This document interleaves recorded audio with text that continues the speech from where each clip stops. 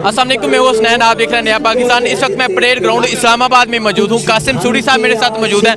कासिम भाई, मुझे बताएं कल का जलसा कैसा होगा? कल का जलसा तारीखी जलसा होगा।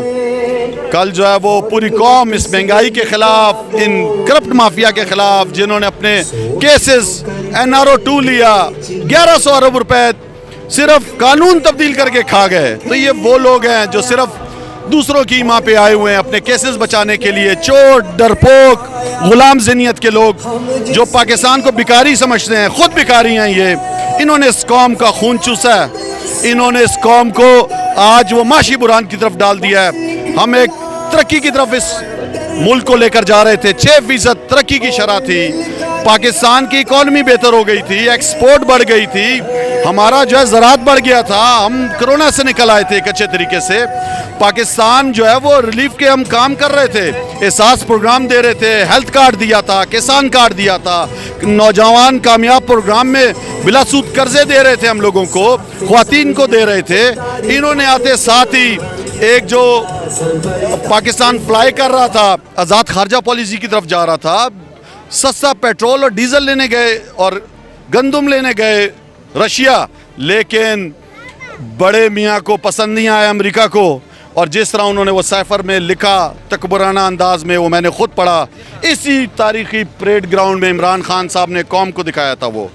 तो मैं समझता हूँ कि कौम जागी हुई है, कौम नफरत कर रही है इन लुटेरों से, इन मनी लॉन्ड्रर से, इन चोरों से, इन करप्ट माफिया से, इन लोटों से जिन्होंने करोड़ों रुपए में ज़मीर बेचा और इस रिजीम चेंज का हिस्सा बने। आज वो इत्यादी जो हमारे थे वो भी आप सबके सामने हैं, वो खुद रो रहे हैं। वो कह रहे हैं 2 सीटों की जोर पे ये जो है क्राइम मिनिस्टर बना हुआ है पाकिस्तान का, ये इतना मगरूर है। हमें तो PTI के दौर में पूरे फंड्स मिलते थे। तो आज खुल गया इनका सब कुछ सामने कि इनके कोई एक्सपर्ट नहीं है, ये कुछ इन्हें नहीं पता है इक़्तिसाद का, ना पाकिस्तान की आवाम के साथ ये मुखलिस अच्छा, है। मुझे बताएं, आप जंग में गए ज़िमनी इलेक्शन की कैंपेन के लिए, लोगों का रिस्पांस कैसा था? लोगों का बहुत ज़बरदस्त रिस्पांस था। वहाँ पे भी DPO के ज़रिए और हुकूमती जो है रियासती मशीनरी के ज़रिए लोगों को खौफ पिलाने की कोशिश की जा रही थी। हर थाने के अंदर जो भी नज़दीकी गांव था वहाँ पे 20-20, 25-25 नौजवानों को जी आपके ख़िलाफ़ दरख्वास्त आई हुई है, जी आप पेश हो जाएं थाने में।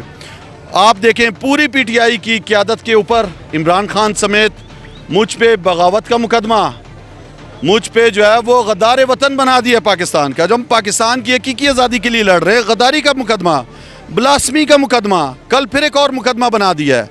ये जितने भी मुकदमे बनाएं, जितना भी खौफ फैलाएं, हक और सच की आवाज़ ये नहीं दबा सकते। 12 करोड़ लोगों के पास स्मार्टफोन है। ये चंद जो है वो ज़मीर फरोशों को TV पे बिठा के समझते हैं कि शायद अवाम इनके नैरेटिव पे आ जाएगी। कभी भी नहीं आएगी। अवाम को सब पता है कि ये क्या करने आए हैं, ये अपने लिए आए, अपने बच्चों के लिए आए। कोई इस्लाम परस्त के नाम पे जो था, उसका बेटा जो है जब वज़ीर बन गया तो वो भी चुप हो गया। आपने देखा है इजराइल को मानने की बातें शुरू हो चुकी हैं इस मुल्क में। हिंदुस्तान जिसने इतना जुल्म ढाया कश्मीर पर, वहाँ पे हमारी माएँ बहनों के साथ कितना जुल्म किया। वहाँ पे तो ये था, आपका मीडिया भी नहीं जा सकता था।